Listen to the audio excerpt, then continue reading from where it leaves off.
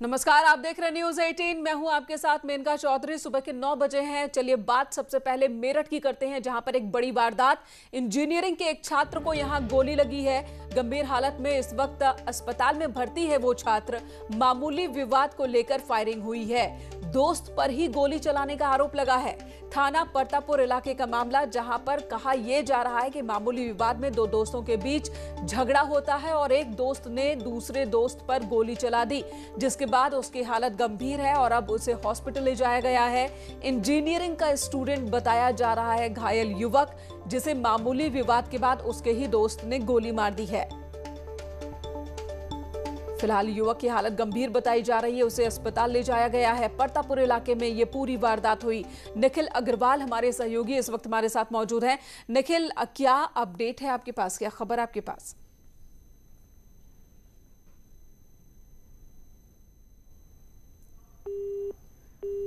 निखिल से दोबारा संपर्क करेंगे, उससे पहले आपको एक बार फिर से बता दें, परतापुर इलाके का मामला है मेरठ में, जहां पर दो छात्र आमने सामने आ गए। किसी बात को लेकर विवाद की शुरुआत हुई। किस बात को लेकर यह अभी तक साफ नहीं है, लेकिन इंजीनियरिंग का स्टूडेंट जिसे उसके दोस्त ने गोली मार दी है और इस वक्त हॉस्पिटल में है वो लड़का।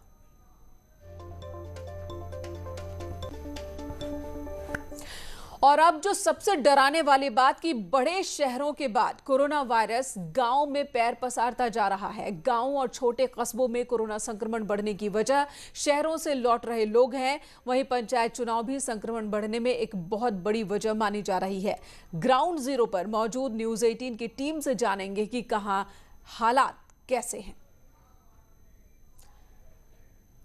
सबसे पहले आगरा का रुख करेंगे। आरिफ हमारे सहयोगी हमारे साथ मौजूद हैं। दूसरे गांवों का भी रुख करेंगे, लेकिन पहले आरिफ, आप आगरा में कहां हैं किस वक्त, और इस वक्त की स्थिति क्या है अगर हम कोरोना को लेकर बात करें? क्योंकि आगरा से कल भी कई ऐसी तस्वीरें आई कि प्रशासन शहरों वाले इलाकों में तो चुस्त नजर आया, लेकिन जो कस्बे हैं, जो गांव वाले इलाके हैं, वहां पर लापरवाही साफ साफ दिख रही है। देखिए, बिल्कुल मेनका, जिस हिसाब से पंचायत चुनाव हुआ है उसके बाद जो कोरोना फैला है वो गांव में बहुत तेजी से फैला है। लगातार लोग बीमार हो रहे हैं। हालात ये है कि कई लोगों की डेथ भी हो रही है। हालांकि ये सरकारी रिकॉर्ड में नहीं आ रहा है। तमाम अधिकारी इस बात को नकार रहे हैं कि उनके पास कोई जानकारी नहीं है, क्योंकि गांव में अभी भी ट्रेसिंग नहीं हो पा रही है, या यूं कहें कि एक एक आदमी की जो कोरोना टेस्टिंग होनी चाहिए वो नहीं हो पा रही है। तो इस लिहाज से अभी भी वो चीज रिकॉर्ड में नहीं आ रही है। लेकिन तमाम लोगों से मेरी बात होती है, गांव के लोगों के आसपास जो भी है, वो कहते हैं कि हमारे गांव में कोरोना फैला हुआ है। तमाम लोगों की मौत हो चुकी है। पिछले 10 दिन में 15 मौत हो गई। कोई कह रहा है कि पिछले 15 दिन में 20 मौत हो गई है। यानी कि लगातार जो मौतों का आंकड़ा है ग्रामीण क्षेत्रों में बढ़ रहा है। और इसको लेकर देखिए, फिर मैं कह रहा हूं कि इसको लेकर बड़ी सख्त कार्रवाई करनी होगी।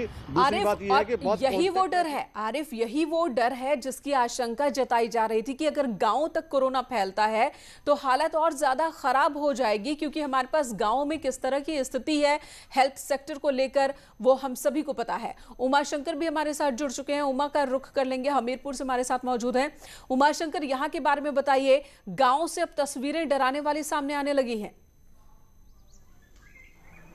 हाँ बिल्कुल, निश्चित मैं बता देना चाहता हूँ मेनका, अभी तक जो कोरोना की लहर थी वो शहरों तक सीमित थी, लेकिन अब धीरे धीरे जो है इसकी लहर गांव क्षेत्रों में भी आ चुकी है। ये हमीरपुर का एक डेरा, छोटा सा गांव का एक डेरा है जहां पर हम खड़े हैं, देख सकते हैं। हालांकि यहाँ पर बहुत सन्नाटा पसरा हुआ है। लोग बहुत इक्के दुक्के घरों से निकल रहे हैं। घर के अंदर ही लोग कैद हैं। आप देख सकते हैं घर में किस तरीके से लोग अंदर रह करके मजबूरी में घर में रह रहे हैं। लेकिन जो गाइडलाइन सरकार ने जो जारी की है, जिला प्रशासन ने जारी की है कि लोग घर में रह करके सुरक्षित रह सकते हैं, इसलिए ग्रामीण लोग अपने घरों में, गांव में रह रहे हैं और मजबूरी में रह रहे हैं, क्योंकि जी हुई हैं, उससे निश्चित तौर पे यहाँ पे भी दहशत है।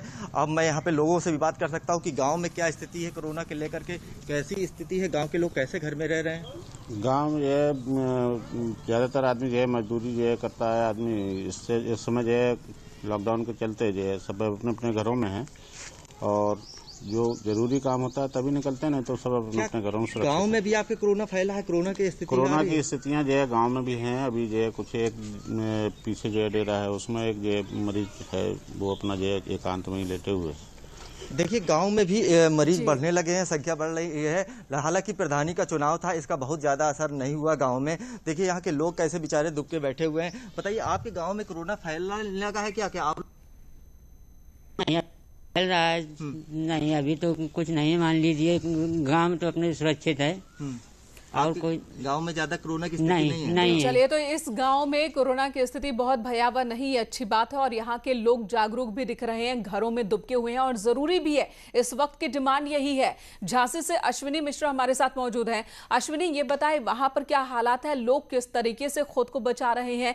क्योंकि अगर हम गाँव में मेडिकल सुविधा की बात करें तो हम सभी को पता है कि ज्यादातर गाँव ऐसे ही हैं जहां पर डॉक्टर हैं तो अस्पताल नहीं, अस्पताल है तो उपकरण नहीं, दवाइयां नहीं। और ऐसे में झांसी में क्या हालात?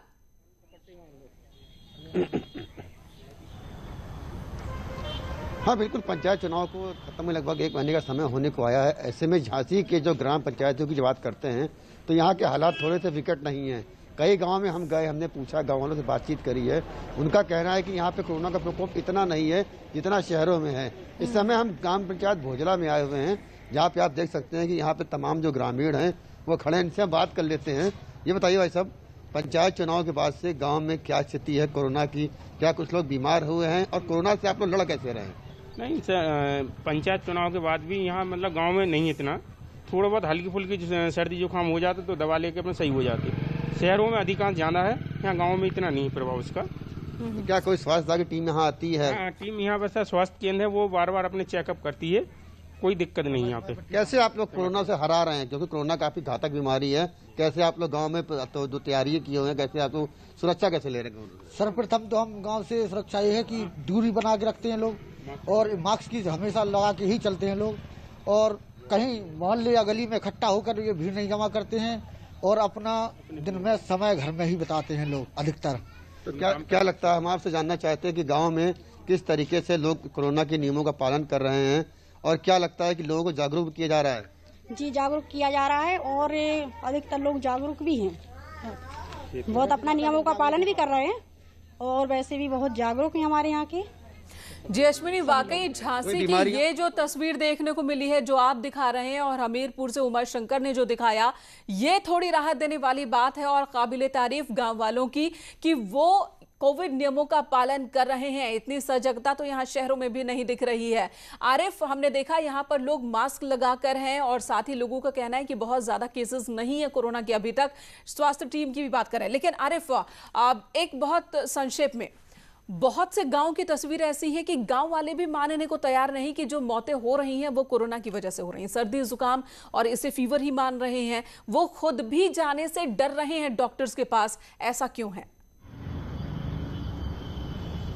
बिल्कुल मेनका आपने ठीक कहा, पहले गांव के लोग नहीं मान रहे थे कि ये जो मौतें हो रही हैं वो कोरोना की वजह से हो रही हैं, लेकिन अब गांव के लोग मान रहे हैं कि कोरोना लगातार गांव में फैल चुका है और बड़ी संख्या में फैल गया है। बड़ी तादाद में आगरा में जो ग्रामीण क्षेत्र है उनमें लोगों की मौतें हो रही हैं, लोग संक्रमित हो रहे हैं। अब लोग बिल्कुल मान रहे हैं और धीरे धीरे करके लोग सामने आ भी रहे हैं। हालांकि जिस हिसाब से सरकार ने अभी फैसला लिया था कि गाँव जाकर टेस्टिंग की जाएगी, इसमें तमाम जो आशा कार्यकर्त्री हैं उनको लगाया जाएगा, हेल्थ डिपार्टमेंट के लोग हैं उनको लगाया जाएगा, तो अगर ये ट्रेसिंग ठीक ठाक होती है तो ये संख्या बड़ी हो सकती है और बहुत जल्द ठीक ठाक होना ही होगा, ठीक ठाक होना ही होगा, तुरंत एक्शन लेना होगा गांव के लिए। गांवों तक जो मेडिकल सुविधाएं हैं वो तुरंत पहुंचानी होंगी। धन्यवाद आरिफ, और आप दोनों का भी बहुत बहुत शुक्रिया झांसी से